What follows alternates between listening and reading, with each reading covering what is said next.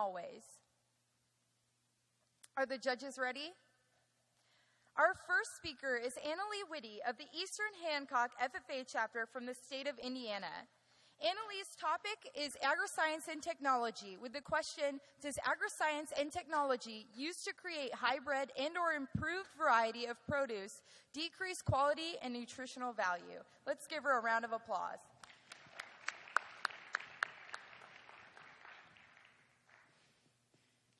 Picture this. You're walking through the grocery store looking for your favorite brand of potato chips, milk, whatever it may be for you. For me, it's definitely ice cream. Once you find your favorite brand, you're all set and ready to go. But then you look to the side and you see a new brand of product. This one says non-GMO. Now, let's stop for a second. In this story, the average consumer will generally put down both products, step back, and walk away without buying either of them. I learned this fact at the Elanco Animal Health Research Center for Consumer Practices. And to be honest, it makes me really, really sad, because the reason that consumer put down that product is because they don't understand what a GMO is. They're afraid that their favorite brand is unsafe for them to eat, but they don't want to pay more for the other brand of product because they're not really sure what a GMO is. This is a huge problem in America today, and I believe that products modified by agriscience and technology are not any less in nutritive value or quality for two reasons. First of all, regulation, and second of all, research. Starting off with regulation. Since June of 1986, the Coordinated Framework for Regulating Biotechnology has been working hard to ensure that we have a safe and stable supply of food.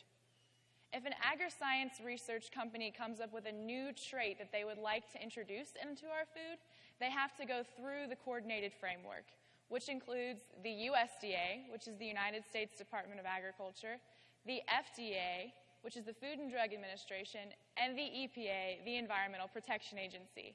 It can take over 10 years for this trait to be introduced into the market and even into our food. Traits undergo strenuous testing.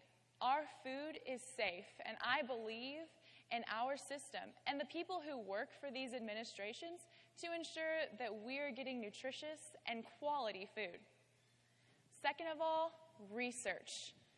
There have been over 2,000 studies conducted on our food and its safety, and each one has assured us that genetically modified food is not any less quality than the food we are already consuming or food that is not genetically modified. There have been several organizations, such as the World Health Organizations, that say that our food is safe even as it is genetically modified. There is nothing to be afraid of. All there is a stigma. But where does this stigma come from? There have been over 1 trillion meals served, and still people are afraid that genetically modified foods are causing birth defects or causing cancer. It comes from a lack of consumer education. Ag literacy is lacking in our nation, and it's up to us as an agriculture industry to inform the public about what they're eating. We need to be more proactive instead of being reactive. We need to take to social media and share our ag story. Blogging, Facebook, Twitter, Instagram, all are mediums through which we can share our personal experience with agriculture. We should be fostering and developing personal connections with our consumers so that they trust us and therefore trust our practices.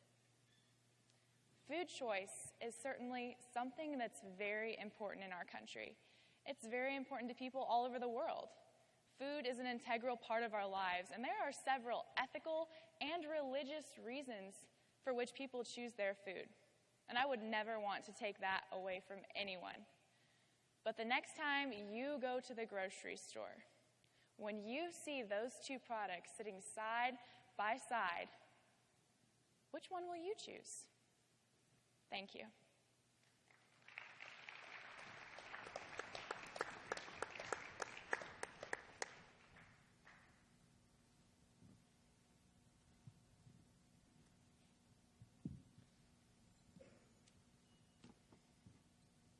Annalee, for a non-GMO crop, can you give us an example of a particular crop, particular plant that has been attacked by folks who think that somehow current breeding practices have led to decreased quality or problems for consumers? Definitely. So a lot of people argue that Roundup Ready corn is one of those crops that has decreased in nutritive value because of its modification. So Roundup Ready corn is where corn has been modified so it has the genes so that it won't die when or pesticides are applied to it to kill off pests and other weeds. Actually, Roundup Ready corn is a really great thing for the agriculture industry and for consumers because it allows us to use less fertilizers, less pesticides, and less weed killers on it, therefore saving farmers money and consumers money. But again, there's that stigma. They don't really understand that it's a good thing and that it's a practice for us to use and not some bug in their food. And so that's another problem that we need to overcome. Annalee, a question if you take this to the producer level, right, farmer to farmer. So we also have seen a lot of farmers be able to enter as a farmer now because they can hit this niche market of organic or natural or whatever. So tell me about a discussion that you might have if you walk up to a place where two farmers are growing the same crop but in a different manner. How do you not sell that short? How do they not sell each other short? Definitely. I would say that agriculture is a very diverse industry. And we need organic agriculture, but we also need conventional agriculture to work together to feed our rising population because we're going to hit 9 billion by 2050, and it's going to take a lot of different avenues to achieve that goal of feeding everyone in the world. And for some people, organic agriculture is the answer. And a niche market like that really does attract a certain type of consumer, so that's really great for them. But then conventional agriculture also attracts another type of consumer, and that's the average consumer who isn't really concerned with the GMOs that are in their food, and they just want to get home and feed their family. So both markets are very attractive, and we can definitely work together. It doesn't have to be a conflict. It should just be a united front. Annalee, how would you explain GMO as most of society only knows the acronym? How do most people, how do you think they react to GMO, and why do we have GMO? I think that one of the biggest problems with GMO is the name. Genetically modified organism scares people. I mean, if you don't know what it is, it makes you think of an alien right off the bat. I think that really the correct term to use when explaining it would be GE, genetically engineered. These are plants that have been genetically engineered so farmers can use more efficient practices so it saves them money and therefore it saves the consumer money. And I think that's the best way to explain it, that it's a practice. It's something we're using to create more food for our population. It's not a bug or a chemical that we're putting in the food.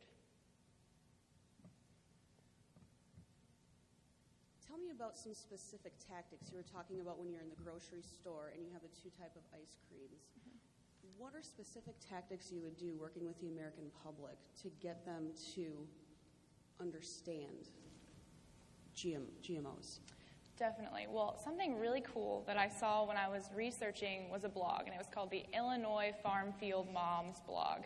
And so farmers in Illinois were inviting moms out of Chicago to come out to their field, tour their farm, and ask them any questions that they have about what a GMO is, about what pesticides they're putting on their crops, fertilizers, weed killers, and all sorts of things like that. And I thought that was an amazing experience for the moms, but the best part of it was that after they had that experience, they went back home and they were asked to blog about it and tell the rest of the world about what they saw on that farm.